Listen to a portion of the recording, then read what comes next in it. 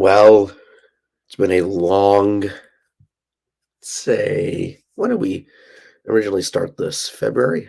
We're in December. It's been a long 10 months, but as many of you know, we've gone through a lot of changes. What was formerly known as the Sports Saga podcast is now known as Couto's Corner. And the goal with this, instead of just sports in general, we're diving right into high school sports, particularly in the southern New England regions. I know those of you watching on our YouTube, it has not been changed yet. Don't worry, it's going to get all there. Hello, everyone. Wow, that's a nice voice crack.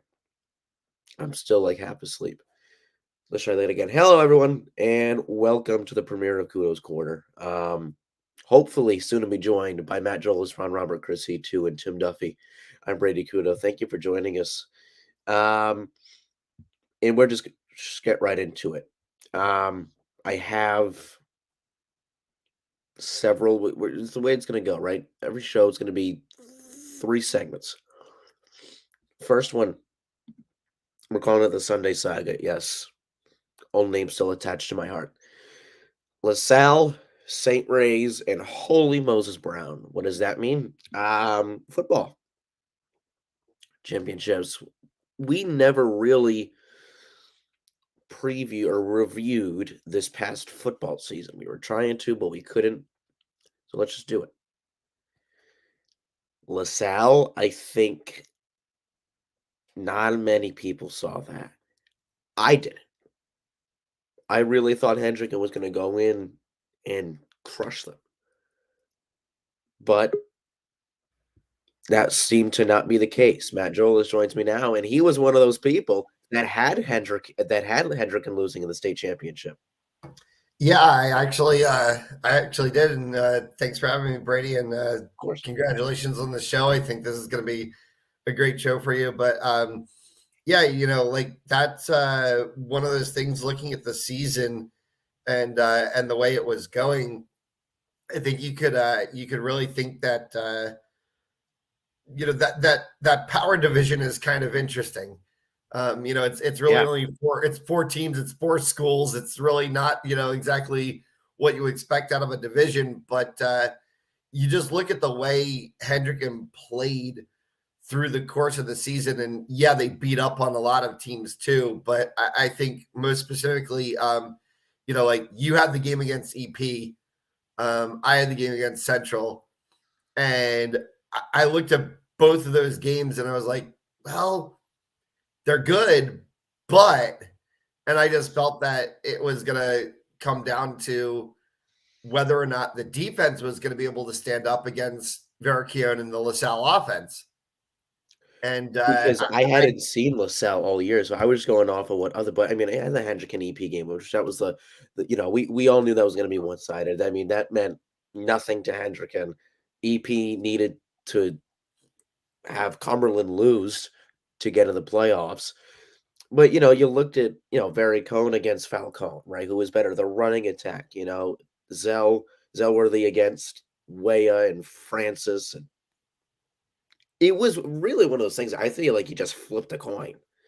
Yeah, it definitely was, and but that's also where you have to look at LaSalle and Central, and that's what kind of set the tone for me of saying, well, look, LaSalle, I just felt was head and shoulders above where Hendricken was this past year. And,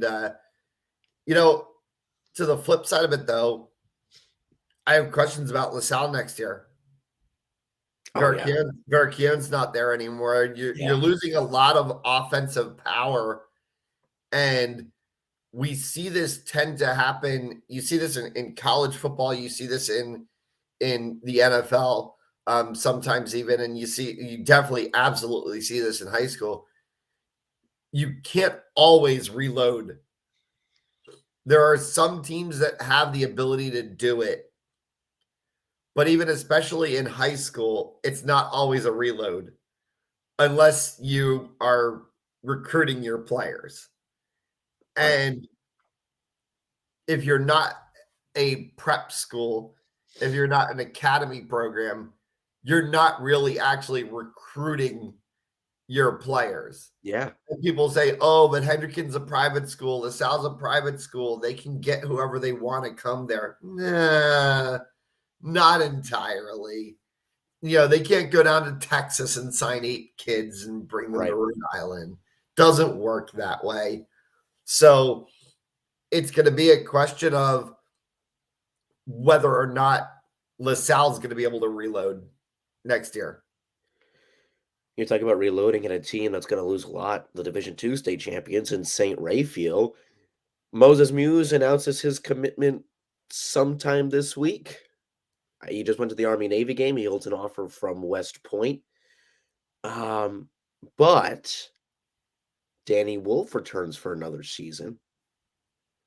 How does he you got to imagine early. Yeah. I know we're so many months away from football season again, but you gotta think he's one of those key players to watch in Division II for next year already off the bat, I think.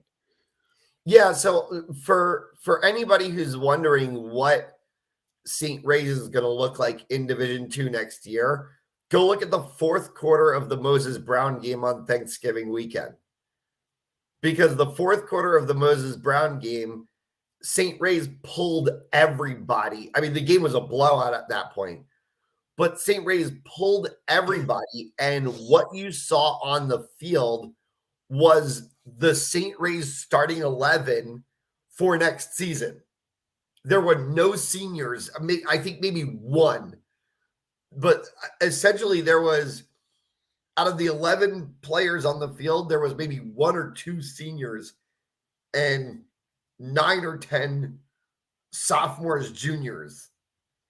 So the way I look at it is, say, watch that fourth quarter of the game against Moses Brown, and that's going to be St. Ray's next year. And that game was a huge tell because Moses Brown was undefeated. Moses Brown was the team. Yeah. And St. Ray's came in and absolutely demolished them. I mean, completely demolished them. Yeah. And I mean, we build that game, state champion versus state champion. And, it was Moses Brown undefeated. It was a home game for them at Brown University, but it was across the street from their campus. Yeah. And this was supposed to be the game. And they couldn't do anything No. against a St. Ray's team. Even if you say, like, okay, first half they couldn't do anything and it was against the St. Ray's starters. Second half, when it was against all the subs, all the sophomores and juniors, right, they still couldn't do anything. It got worse. So I look at it and I say, yeah, I think you want to know what St. Ray's is going to look like. Go watch the back end of the third and the fourth quarter of that game from Thanksgiving, and St. Ray's is. I see them to repeat. You repeat. You got to consider it. I think. I mean, Division II, it was like Portsmouth was in there, and then West came out of nowhere. Yeah. But Chug's gone. Schiavelli's gone.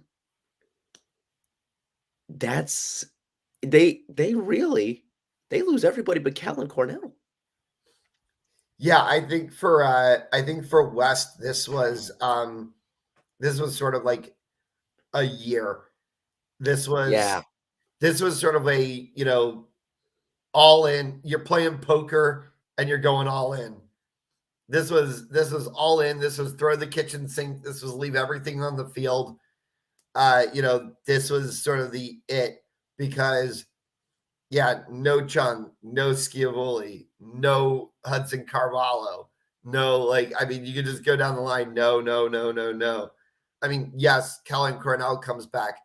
I want to say Jack Major is back one more year.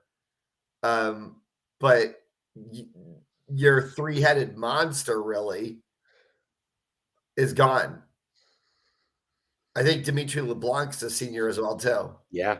So LeBlanc's gone. Yep. So your platoon in the backfield of pulling Chung out to give him a rest for a moment, you don't have Dimitri LeBlanc anymore. Yeah. It's interesting how that's going to fall out. We were just talking about Moses Brown. They won an E3 state championship. Undefeated. They look dominant. Miles Craddock leading that offense. And again, I think what we saw, I watched a little bit of the Thanksgiving game against St. Ray. St. Ray's was just bigger, more athletic, and they just came and set the tone early. But that's unlike the Moses Brown team we've seen all year. I had the chance to see a lot of their games on those Saturday afternoons. I was with Chris Couto, and they didn't necessarily size-wise overpower any team. A lot of them were very similar. But one thing they did well is balance the run and pass game. And it's so crucial to do that. Even though you have a bulldozer in Miles Craddock, right? Luke Picaro, their quarterback, it's his first year playing quarterback. He's a junior and he's starting on their varsity level, which I don't believe they have a JV. Not with their size. No, there's only like 30 kids. But with Sidibe and Massimo Vallette, and that's another team that does lose a lot. With Craddock's back for another year, but Sidibe's gone. I think they have 3 guys on the offensive line gone. Vallette gone. So repeat. I'm hesitant. I like their chances, but I'm more for out of the 3. We can pose this for a question. Out of the 3, would you say St. Ray's has the best chance to repeat? Yeah. Yeah. I would just. I agree. I would say St. Ray's because of the fact that we know how many people on that team come back, and we saw what that team could do in the second half of the Thanksgiving game, where they pulled all the seniors out and they were playing the sophomores and juniors. And Cam Martin and I did that game at Brown, and we literally were saying during the second half of the game, you're watching the 2023 St. Ray's football team. That essentially was what you were watching the second half of that game. So when I look at it and I look at what that 2023 football team can do, yeah, I'd say St. Ray's is most likely to repeat. All right, that was your Sunday Saga brought to you by Aldice Electric. Let's get right into a news segment. We're going to look ahead. Presented by the Gonzalez family team of Keller Williams, Southwood Tuppa. Early hockey and hoops impressions. You've got your first basketball game of the season tomorrow. Hendricken taking on the Cranston East Thunderbolts. I really wish Duffy was here because he's seen the most basketball out of anybody. That could have been his wheelhouse, hit right to it. So we'll hold on the hoops for now. Hockey. I don't know what to make of the madness that is the Rhode Island Interscholastic League right now. Yeah. It's an absolute bleep show. Yes. Smithfield, we thought a couple of weeks ago that going into the season, we're like, okay, who's our likely top 4 of the power rankings in preseason? And we're saying, yeah, okay, LaSalle, Bishop Hendricken for sure, put Smithfield in there, thought, maybe potentially, that Mount would be good this year with the experienced players that they have. And it's really weird that we're sitting here one cycle through the season and we're talking about Smithfield and Mount St. Charles having 2 of the worst records in Division I. Warwick, who won 1 game all of last year, has a better record right now than Smithfield. And they'll play later today against Cumberland in a game that I think is winnable for Warwick. You and I have that game later today at Lynch Arena at 3:00. And it's almost bizarre to sit here and say Warwick is better than Smithfield. Burrillville demolished them. I was at that game yesterday, Chris. He too had the broadcast. I was at the game, just getting a chance to actually sit and watch a hockey game for a change.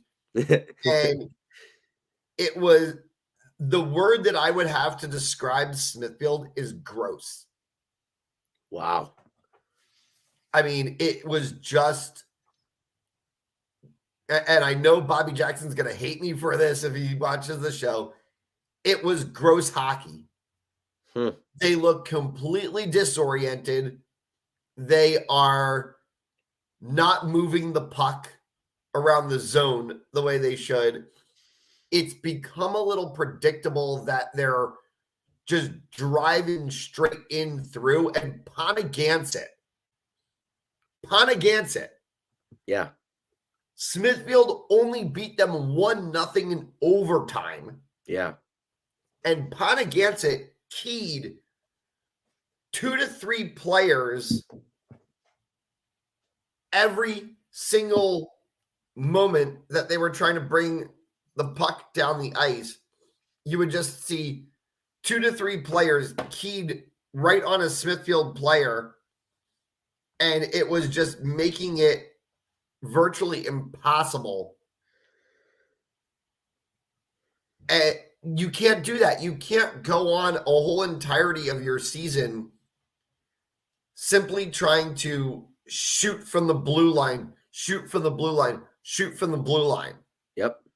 And in the game that Smithfield played against Ponagansett, I would say 90% of their shots came from the blue line, defended in traffic in a way that by the time they reached the goal, they were easier saves for Kavanaugh to make.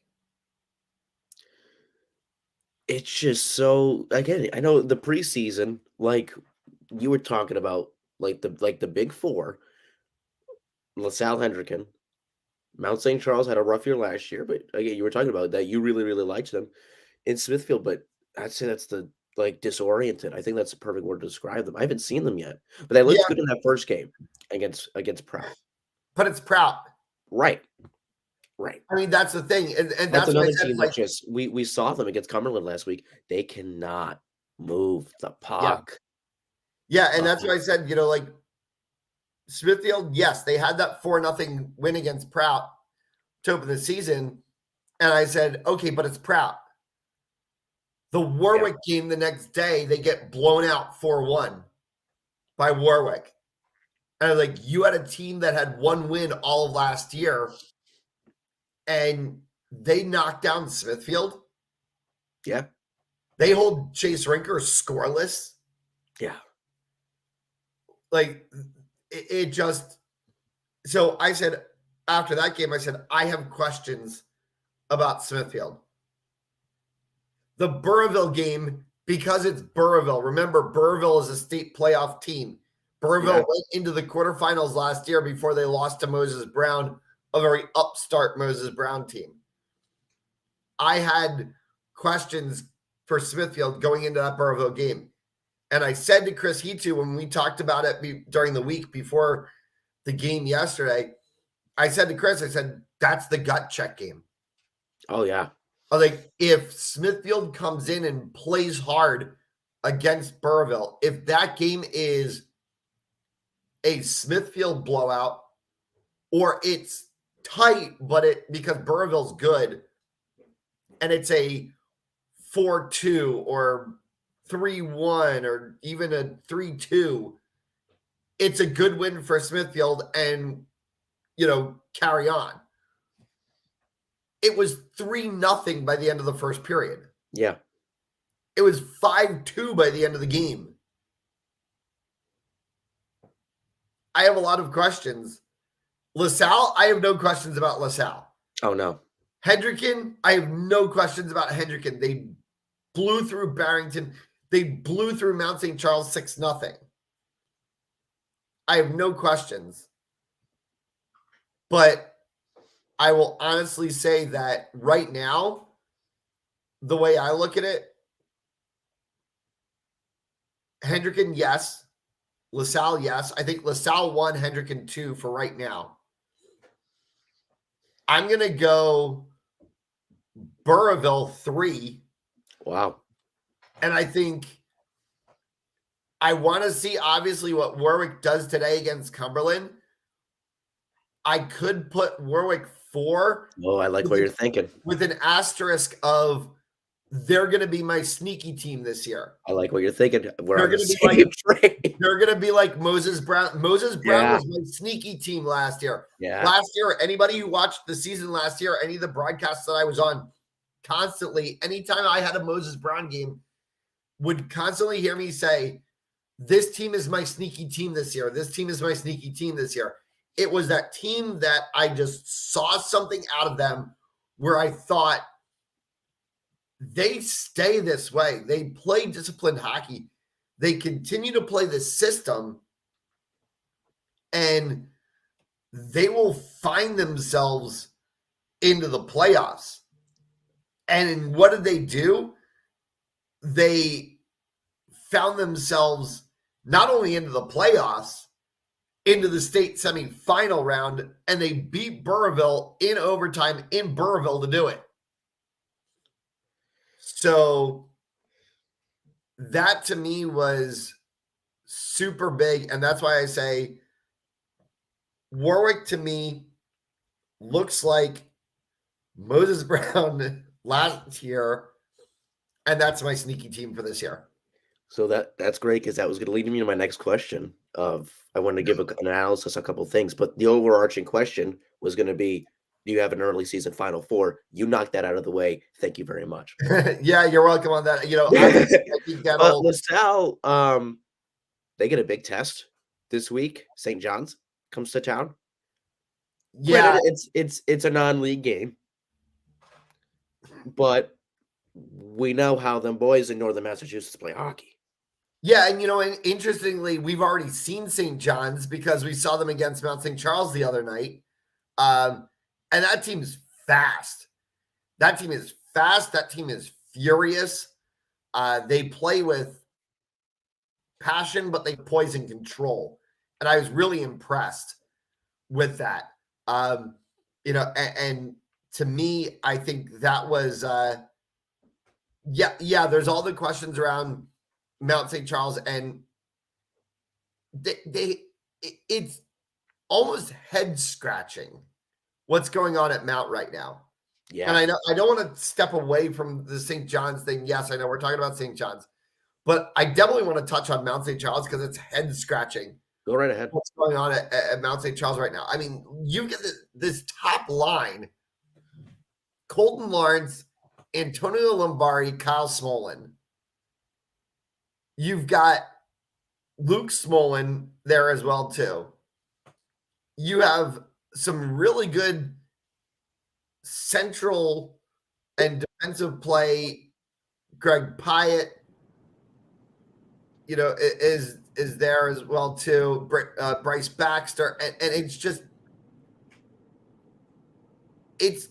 there's so much talent on this team. They should not be struggling the way that they're struggling. And I can't put my finger on what exactly it is. Whether it's not having Jason Mandeville in net anymore, and you've got to, figure out who actually really is going to be the number one netminder. But there's just way too much talent on this team for them to be losing 6-0 to Hendricken. If you haven't noticed already, Ron Robert joined us. Hey, boss. I didn't mean to just join in, but no, it's fine. It's totally good. It just popped me in. There's nothing I could do. It just popped me in. My fault. That's fine. So, Matt, I'm with you. But I mean, they load. I'm going to try to get their whole schedule up in a moment. Were you But talking Mount? Yeah, but I'm curious because it's like I was saying the same thing the other day when I saw Barrington. Barrington has a lot of good hockey players on that team. They're just not cohesive yet, and that showed for Mount. And I mean, and it's not like these losses, right? Or like you were saying, 2-1. No. The games that they've lost were to Austin Prep, who's up in Reading, 4-2 in Reading. Then St. John's, you saw, blew them out of the water. And then Hendricken, again, likely to win a state championship, blew them out of the water. But they beat East Greenwich, who, spoiler alert, I think that's going to be my 3 seed come tournament time. When you talk about Final Four, I think they're going to be my number 3. I'll talk about them later. You talk about gut check. They play Burrville on Wednesday at 5 o'clock at the house that Belial built. That's a gut check if I've ever seen one for both teams. Yeah. Because if you lose that game, if you're Mount, where do you go? All right, you've got North Kingstown next on the schedule, which, oh, by the way, can we talk about the mistake that was made? Oh, my goodness. It's not even fair. I'm sorry. They do not belong in Division One. I'm sorry. Well, a lot of people credit said to them for Warwick trying to last move year. up, and I love that they won back-to-back titles, but my goodness. A lot of people said that about Warwick last year, that Warwick didn't belong That's true. in Division That's One. true. And Can I jump in? I'm sorry, I got cut out. Do you mind if I jump in on that one? Go ahead. Well, they lost a lot of seniors, but the way the Interscholastic League works is it goes by your body of work over a couple of years' time, and then they see where you're at. So, I mean, they were the Division II state champs last year. So they got it. They're going to move up to Division I. There's nothing they can do about it. Their team's a little young, but their core is there, and it's going to be the same thing as Warwick. Warwick moved up to D1. We all said the same thing. And then now it's year 3 of them being in D1, and they beat Smithfield. So, which Smithfield was That's very true. probably the only public school that had contended for a state championship besides East Greenwich last year. But in the last 6 years, it was Smithfield. Smithfield's been loaded. So and Burrville's always strong. Burrville has been strong since 1970s. It's a public school with a crazy hockey team. So it's just NK will get there, but they have to take their lumps. That's just the way it's going to be. True. Prout was really good in 2020 when we started. And Matt will remember this. Prout was good in 2020, and the year before they moved up to D1, they were the D, it used to be D1 and D1A, and they were the D1A state champs, right? So they got moved up to full D1, and they were decent, and then they got their butts kicked, and now they're better again this year. It just fluctuates a little bit with those smaller schools, unless you're Hendricken or LaSalle, which both teams look crazy good. Oh yeah. Yeah, I mean both teams look insane, and it's probably Hendrick and LaSalle 1A, 1B, and then then it's like the rest of the pack. But right. EG is just super young. But they can. Again, I don't know if I know. I just saw them. I don't know if the loss to Mount was a fluke loss by EG, or you know what? When Mount St. Charles plays teams in the state of Rhode Island, they're going to be good. East Greenwich. Well, they can. It gets in their heads, and they can play defense. Yeah, they're just young. They're super young. I actually talked to their coach yesterday, and he knows that they're talented and good, and they're just young. So that's that. I mean, even from him saying that, um, not obviously any team can beat any team on any day, but that's probably just where you stand. And Mount's depleted. The talent at Mount that used to be. Any of those kids that were like really studs, they're all at the academy right now. Yeah. Those kids, if they wanted to transfer to Mount, they would end up being at Mount High School. There was no academy before, so that's drawn from their high school program a little bit. Um, Hendricken lost one kid to the program. No, actually two, right? Whitfield's there and Mertz. And Yes. then, EG lost their scoring stud in Gates Omicelli. Matt calls these kids every time he does Mount games now. Um, and he'll tell you that, the kids that are on the Mount Academy team from Rhode Island, I mean, those were some of the better kids playing in the state. So that's probably what happened with Mount. But I don't know. I didn't mean to cut you off, but the NK thing, they got to take their lumps. They have no choice. It's the body of work. They were really successful in Division 2. Their football team did the same exact thing, except for when they went to D1, they were powerhouse Yeah. right away out of the gate. I was just really So surprised at the Lincoln loss because I thought they would at least beat Lincoln and maybe contend with Barrington. But Barrington, I know that was their first game in Division 1, but I thought they'd maybe contend. But in the East Greenwich, I think, and even the Burrillville, I think we knew that North Kingstown was going to struggle. But Ron, I want to get what your Final Four is in a minute, but I'm with Matt on the LaSalle and the Hendricken. I really see East Greenwich making a run to the Final Four, and I think Warwick's going to be the sneaky team, like that Moses Brown-esque, where we're like, whoa, we didn't see this coming, but it happened. I know, Ron, you said too, LaSalle Hendricken, 1A, 1B. Do you have a 3 and a 4?